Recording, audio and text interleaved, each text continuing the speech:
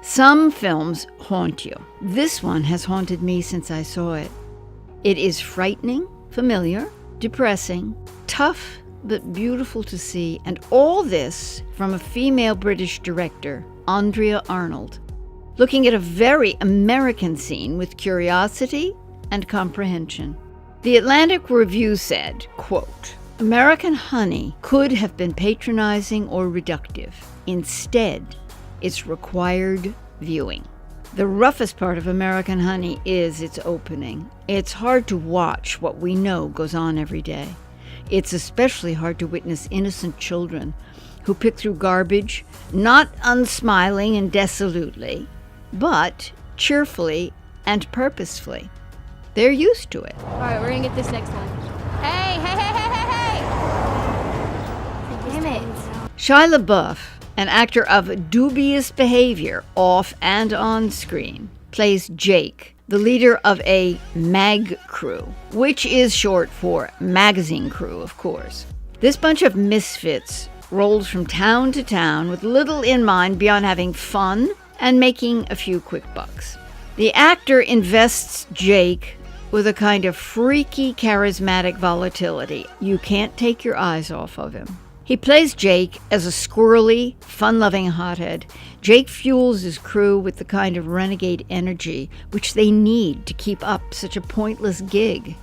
He's paired with Crystal, played by Riley Keough. And if you think something is familiar about her, yes, she is Elvis's granddaughter. She's a frightening den mother who exists to balance out Jake's mania. Star, brilliantly portrayed by Sasha Lane, an actress who was plucked from a spring break beach in Pensacola, Florida, is clearly in search of some sort of authority figure to push back against, and she attaches herself to them immediately. Bang!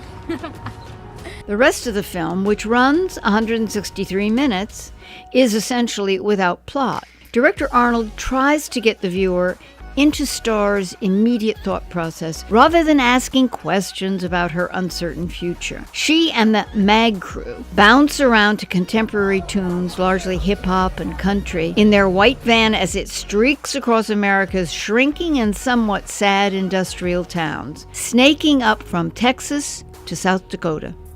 Arnold and her cinematographer, Robbie Ryans, photographed this unfolding chaos serenely. The contrast of the content of what we're seeing with the superficial beauty is pointed and designed.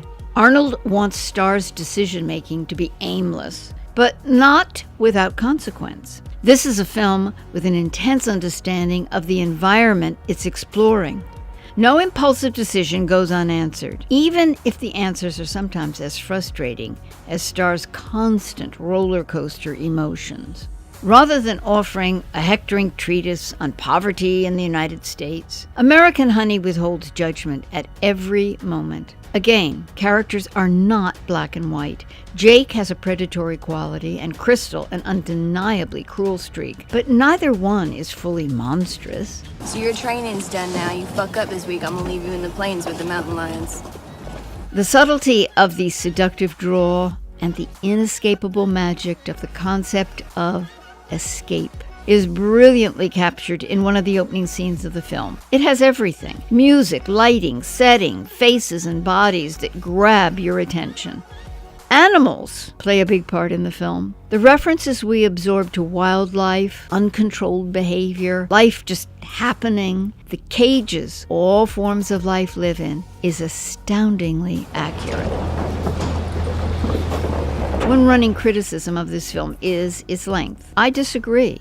Editing film is the power tool of filmmaking. I think those editors who understand that narrative is, of course, necessary also understand the overall effect of a film involves eyes, actions, scenes, the movement of the story, and the characters. Editors and cinematographers are the lifeblood of a great film like this. Add to that the actors, director, and of course the writers, and you have art when everything comes together as it does here. The story elements are not pleasant. We see parts of life that we wish were not real. Wishing changes nothing. We see youth that is raw and only young in years.